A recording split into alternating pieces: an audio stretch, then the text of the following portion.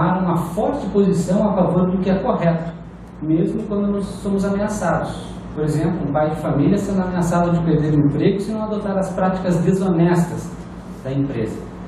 Mas ele vê Jeová como uma pessoa real, ele confia em Jeová, e esse temor de Jeová faz com que ele se apegue firmemente àquilo que Jeová deseja.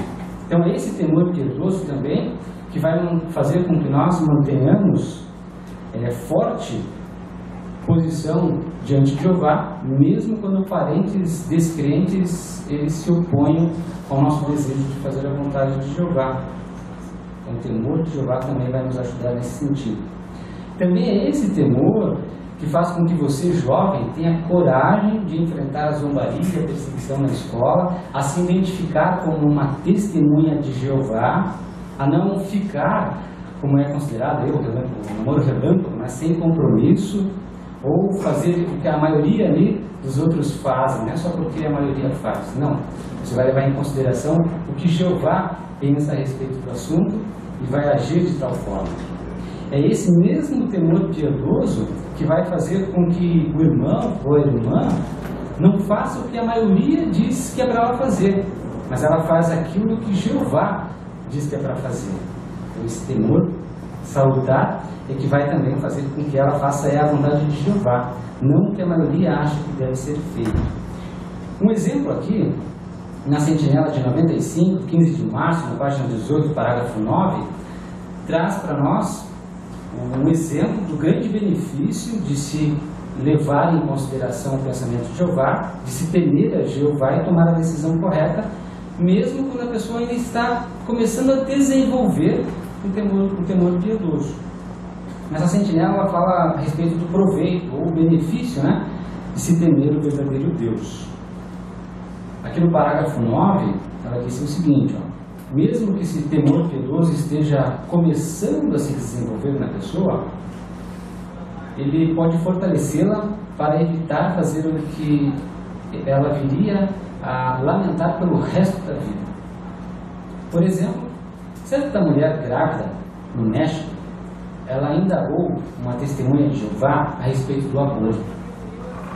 Mas por que ela fez isso? Por que ela estava pensando em fazer um aborto?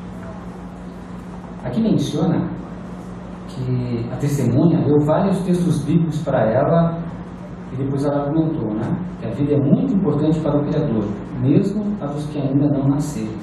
E daí vem à tona o porquê que ela desejava fazer o aborto, estava pensando, né, em fazer o aborto. É que ela foi incentivada pelo médico dela, e também o marido dela queria que ela fizesse isso, porque os exames clínicos haviam dado a entender que o bebê seria anormal, teria deficiência. Então, com a pressão do marido, o clínico falou que se ela não fizesse, ele não ia mais atender ela durante todo o período da gestação. Que grande pressão, né? Mas lembram que ela havia perguntado para uma testemunha, né? O ponto de vista de Deus. O que Deus pensa a respeito do assunto. E é que a irmã havia explicado para ela que Deus considera muito importante a vida, mesmo daqueles que ainda vão nascer, né, um nascituro, que ainda são apenas um bebezinho na barriga da mamãe. Qual foi a decisão dela? Aqui ela diz assim,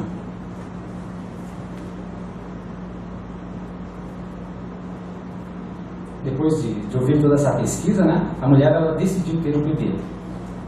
Com o tempo, o que aconteceu? Ela deu à luz a uma menina normal, sadia e bonita. Movida pela gratidão, ela procurou as testemunhas e essas passaram a estudar a palavra de Deus com ela.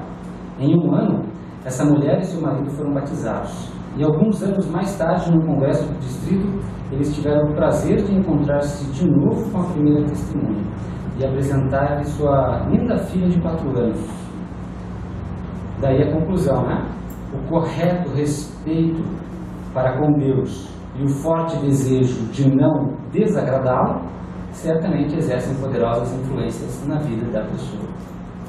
Ela tinha a preocupação de fazer o que era correto, de agradar a Deus. E esse forte desejo de não desagradar a Deus, ou temor salutar de Jeová a Deus, fez com que ela tomasse a decisão correta, tivesse uma consciência tranquila por fazer aquilo que Jeová deseja, e ainda o resultado final foi muito positivo para ela, né? E podemos dizer também que certamente será para cada um de nós, se tomarmos a decisão correta, de temer a Jeová Deus em qualquer situação, fazer aquilo que lhe agrada, ter o desejo de não desagradá-lo. Porque conforme a Bíblia vem mostrando, Jeová ele leva muito em consideração o que o agrada, o que tem o temor dele lhe faz, do que aquele que não tem temor dele. E ele faz aqui uma comparação, diferencia esses dois.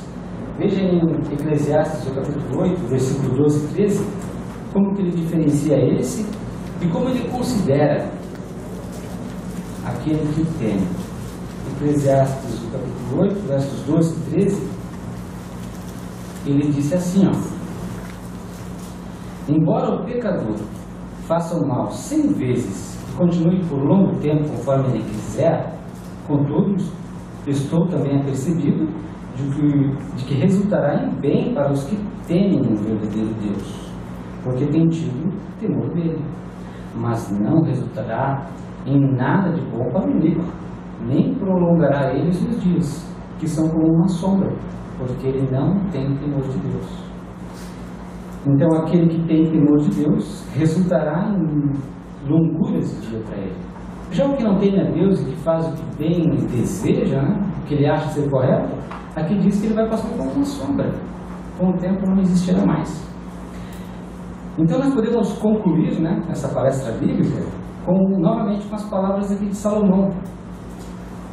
Depois de analisarmos todo o assunto, né, e meditarmos sobre tudo o que nós temos visto, né, debaixo do sol, nós podemos concluir com essas palavras de Eclesiastes, no capítulo 12, versículos 13 novamente.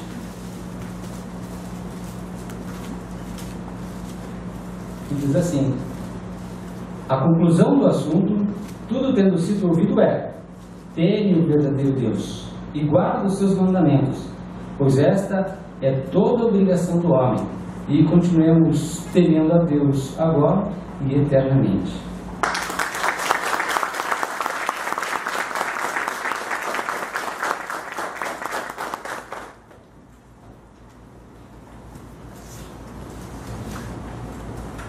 Com certeza somos muito gratos a Jeová pelos conselhos, alertas e lembretes que nos deu através desse maravilhoso discurso.